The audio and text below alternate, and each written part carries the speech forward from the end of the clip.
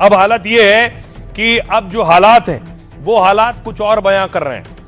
वो बता रहे हैं कि आखिर अलग अलग राज्यों में हालात पहले से कैसे सुधर रहे हैं। देखिए, देश में 12,000 जगह छापेमारी हुई, 15,000 सिलेंडर जब्त हुए। सीएम योगी के आदेश पर सबसे बड़ा एक्शन यूपी में दिख रहा है।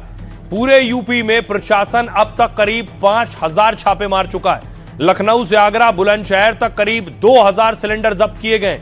इस दौरान 70 एफआईआर दर्ज हुई हैं, 10 लोगों को गिरफ्तार किया गया है, जबकि 67 आरोपियों के खिलाफ मुकदमा शुरू हुआ है। दिल्ली मुंडका में क्राइम ब्रांच ने एक गोदाम से 610 सिलेंडर जब्त किए। इनमें 197 सिलेंडर भरे हुए जबकि 392 खाली हैं। जामिया नगर इलाके में 62 एलपीजी सिलेंडर मिले, इनमें 48 भरे हुए। पूरी दिल्ली में प्रशासन गैस को लेकर लगातार छापेमारी कर रहा है। महाराष्ट्र में एलपीजी सिलेंडर की जमाखोरी पर 2,000 जगह छापेमारी हुई। इनमें 1,200 सिलेंडर मिले हैं जिनकी कीमत 33 लाख बताई जा रही है। इस पूरे मामले में 23 केस दर्ज हुए, 18 लोगों को गिरफ्तार किया गया।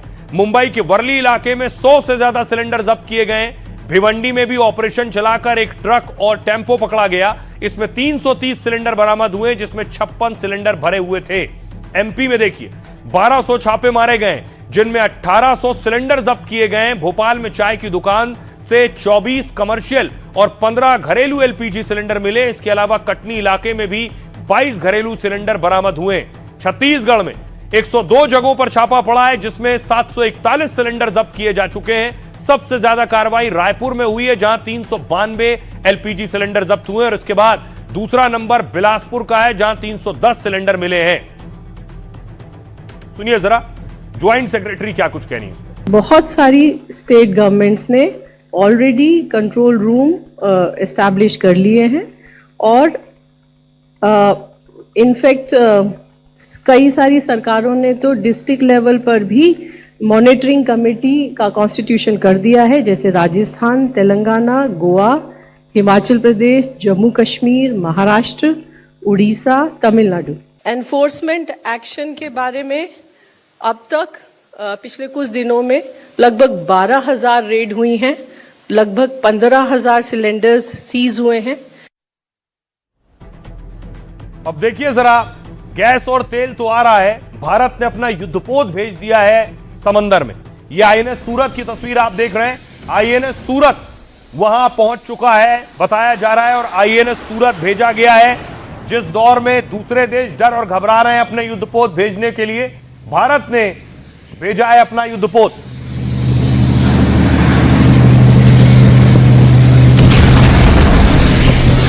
अब आपको बताऊं, यह है आईएनएस सूरत।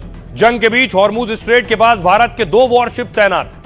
हॉर्मुज के आसपास ये युद्धपोत इलाके की निगरानी कर रहे हैं। फंसे भारतीय जहाजों को सुरक्षा और उन्हें कवर दे रहे हैं। ऑपरेशन संकल्प के तहत नेवी जहाजों को कवर दे रही है।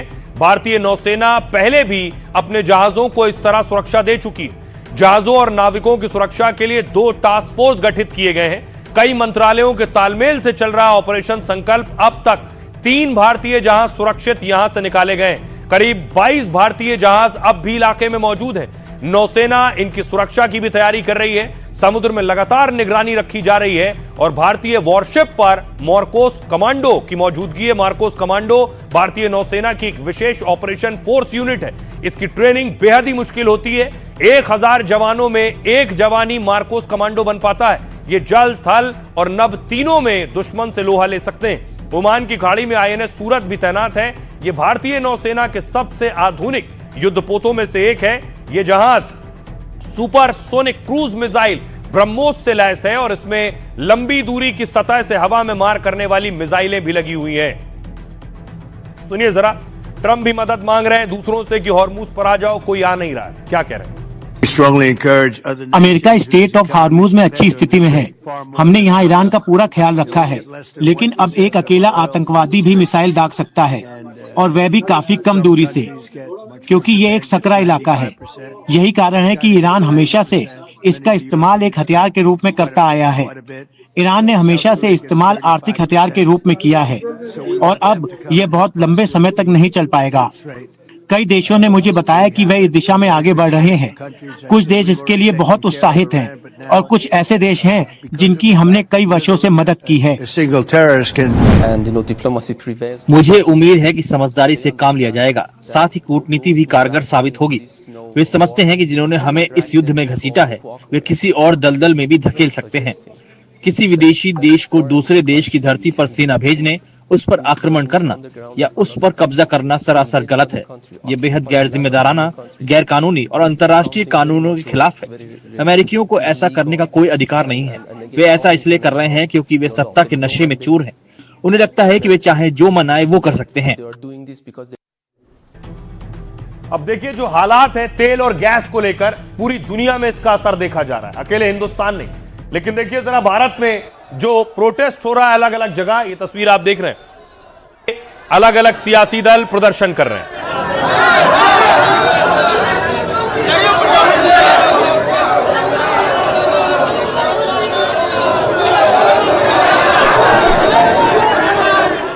भारत में जमाखोरी कर रहे लोगों पर भी एक्शन हो रहा है। अलग अलग राज्य सरकारें और उनकी पुलिस कार्रवाई कर रही है और सैकड़ों सिलेंडर बरामद किए गए।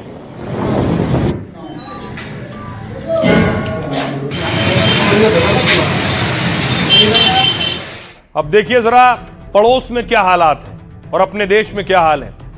सबसे पहले पाकिस्तान, तेल की कमी से पाक में लॉकडाउन के हालात हैं।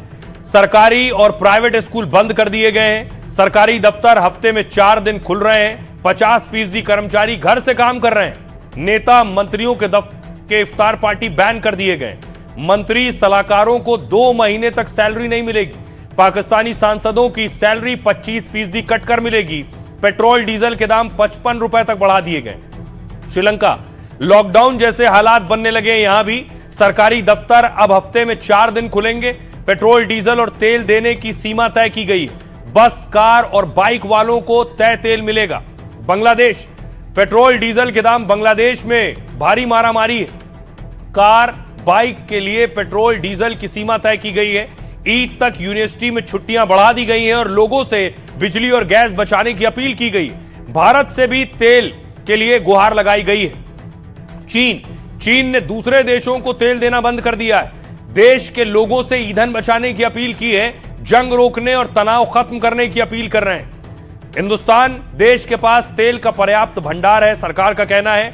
रिपोर्ट है कि 40 से 45 दिनों का रणनीतिक भंडार है। दुनिया भर में संकट के बाद भी तेल के दाम नहीं बढ़ाए। 40 देशों से भारत तेल और गैस खरीद रहा है। गैस संकट की अफवाह से पैनिक बुकिंग बढ़ी थी। हॉर्मूज से जहाज आने से सप्लाई और इसकी तेजी आएगी। इसमें सरकार के एक्शन और सफाई से हालात सुधरे हैं। ईरान के साथ यूएस की लड़ाई उसके एनर्जी रिसोर्स पर कंट्रोल पाने के लिए है। जैसे वे लैटिन अमेरिका, कैरिबियन, फारस की खाड़ी और हमारी धरती से दूसरे हिस्सों से करते हैं। अमेरिका ने सोचा कि बिना उकसावे के हमला करके वे ईरान को 1-2 दिन में झुका देंगे, लेकिन मुझे विश्वास है कि वे अब समझ गए होंगे कि वे कितने गलत और गुमराह थे। इस क्षेत्र को एक अनंत युद्ध में नहीं फंसना चाहिए। हम इस युद्ध में भाग नहीं ले रहे हैं। हमने पहले ही दिन कहा था। हमें इस बात का कोई अंदाजा नहीं है कि आज तक इस तरह का कोई ऑपरेशन सफल कैसे हो सकता है।